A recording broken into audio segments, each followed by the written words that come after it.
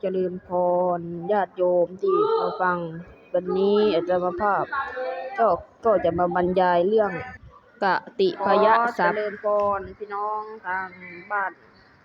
ตอนนี้สามเณรก็จะมาพูดเรื่องกติพยศัพท์กติพยศัพท์ศัพท์เล็กน้อยหรือศัพท์ที่เรียนด้านมีพิเศษเฉพาะตนต่างหากไม่ทั่วไปแก่ศัพท์อื่นเรียกว่ากติพยศัพท์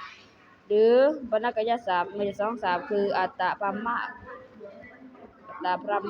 ราชะอรหันตาสาธุปิตุ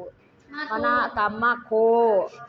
อัตตตนเป็นปรุงดิงแก่อย่างนี้เอกวิชนามันจะมาที่หนึ่งอัตตาสยที่โลกตานังสยที่สัมปัตตนาโยที่สี่อัตตาโนปัญญมิที่ห้าอัตตานาสัจที่หกอัตตาโน